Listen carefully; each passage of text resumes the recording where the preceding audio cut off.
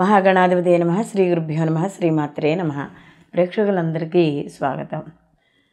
శని రాహుల యుతి కలయిక అంటే మనకి మార్చి 29 నుండి మే 21 తారీఖు వరకు కూడా ఈ శని రాహులిద్దరూ కూడా మీనరాశిలో కలిసి సంచారం చేయడం అనేది జరుగుతోంది. కాబట్టి శని రాహులిద్దరూ కలిసి అంటే కొంతమందికి ఇబ్బందికరమైన పరిస్థితులు ఉంటాయి, కొంతమందికి కలిసి వచ్చే పరిస్థితులు కూడా ఉంటాయి.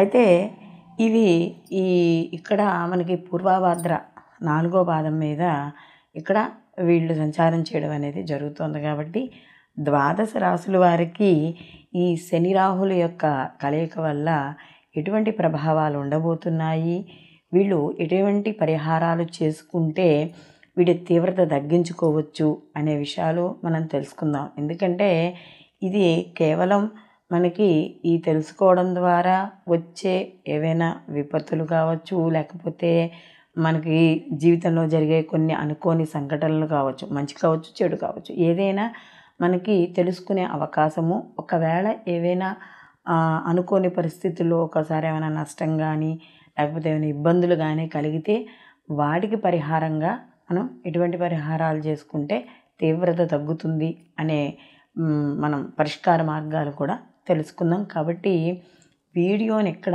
స్కిప్ చేయకుండా చివరి వరకు చూడండి. మేషరాశి వారికి కానీ చూసుకున్నప్పుడు ఇక్కడ ఈ శని రాహుల కలయిక అనేది వ్యయస్థానంలో ఏర్పడుతోంది. అందులో మేషరాశి వాళ్ళకి ఈ సంవత్సరం నుండి ఏళ్ళనాటి శని కూడా వీళ్ళకి ప్రారంభమవుతుంది.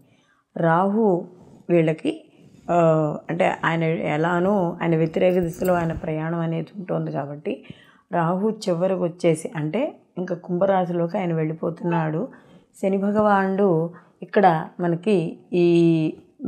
మనకి మీనరాశిలోకి రావడం అనేది జరుగుతుంది. అయితే ఇంకా ఈ రాహు వెళ్ళి కుంభంలోకి వెళ్ళక ముందే శని భగవానుడు వచ్చి మీనంలోకి రావడం వల్ల వీళ్ళిద్దరి యుతి అనేది ఇక్కడ ఈ 53 రోజుల పాటు జరుగుతోంది. కాబట్టి అందులోనూ ఈ సమయంలోనే కొంతకాలం ఈ షష్టగ్రహ కూటమి ఇవన్నీ కూడా కలిపి వస్తున్నాయి. కాబట్టి కాస్త మేషరాశి వాళ్ళకి కొద్దిగా వ్యతిరేక ఫలితాలే గోచరించడం అనేది జరుగుతోంది. సహజంగా వ్యయస్థానం అనేటప్పటికీ ఆర్థికంగా కానీ ఆరోగ్యపరంగా కానీ ఇబ్బందులు కలుగజేసే అవకాశాలు ఎక్కువగా ఉంటాయి. కాబట్టి ఈ మేషరాశి వాళ్ళు తప్పనిసరిగా ఆరోగ్య విషయాల్లో జాగ్రత్తలు వహించాలి ఈ 53 రోజుల పాటు కూడా ఖచ్చితంగా. అలాగే వీళ్ళకి ముఖ్యంగా ఆర్థిక విషయాల్లోనూ ఎక్కడైనా కొత్తగా పెట్టుబడులు పెట్టాలంటే చేస్తున్న వ్యాపారంలోనే విస్తరణ పెంచుకోవడానికి కావచ్చు, లేకపోతే ఎవరికైనా అప్పులు ఇవ్వడం విషయంలో కావచ్చు, లేకపోతే ఎక్కడైనా షేరుల్లో కానీ ఎక్కడైనా ఇన్వెస్ట్ చేయాలి అనుకునేటప్పుడు మాత్రం కాస్త జాగ్రత్త వహించుకుంటే మాత్రం సరిపోతుంది. కేవలం ఇది 53 రోజులు మాత్రమే.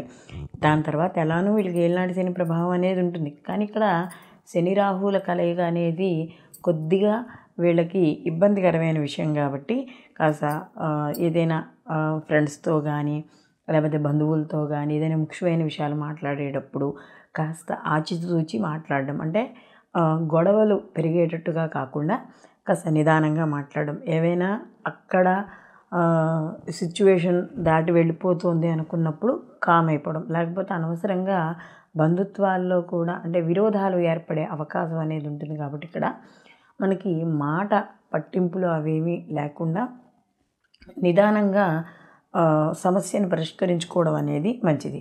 అలాగే ఇక్కడ వ్యయస్థానంలోనే ఈ శని రాహువుల యొక్క కలయిక ఉంది. కాబట్టి ఉద్యోగరీత్యా కానీ లేకపోతే పిల్లలు చదువుకునే విషయాల్లో కానీ లేదా మీరు చేసే ఉద్యోగంలోనో భర్తకు సంబంధించిన వాటిల్లోనో కాస్త స్థానభ్రంశం అయ్యే అవకాశం అనేది ఉంటుంది, అంటే స్థానచలనం ఉంటుంది. కాబట్టి ఇలాంటి విషయాలు కూడా కాస్త పరిగణనలోకి తీసుకోవాలి. ఇది కూడా ఈ 53 రోజుల్లోనే. మొత్తం మీద ఈ మేషరాశి వాళ్ళు ఆరోగ్య విషయాల్లో తప్పనిసరిగా జాగ్రత్త అనేది తీసుకోవాలి. ఈ శని రాహుల యొక్క కలయిక వల్ల ఈ యుతి వల్ల ఈ 53 రోజుల్లోనూ ఏమైనా తీవ్రత ఎక్కువగా ఉంటే తప్పనిసరిగా శని భగవానుడికి రాహు గ్రహానికి జపం చేయించుకోవడం, లేదా ఈ శని రాహువుల దగ్గర దీపారాధన చేసుకోవడం, అలాగే ఈ శనికి సంబంధించిన స్తోత్ర పారాయణ చేసుకోవడం, శివాభిషేకం, శివాలయ దర్శనము, నవగ్రహ ప్రదక్షిణలు ఇవన్నీ కూడా మీకు కాస్త అంటే ఈ తీవ్రతని తగ్గించి కాస్త వచ్చే ఇబ్బందుల నుండి ఊరటనివ్వడం అనేది జరుగుతుంది. కాబట్టి తప్పనిసరిగా ఈ మేషరాశి వాళ్ళు ఈ 53 రోజుల పాటు కూడా కాస్త శని రాహులు దగ్గర దీపాలు వెలిగించడం, ఈ ఇందాక చెప్పుకున్న పరిహారాలు చేయడం ద్వారా తీవ్రత అనేది తగ్గుతుంది.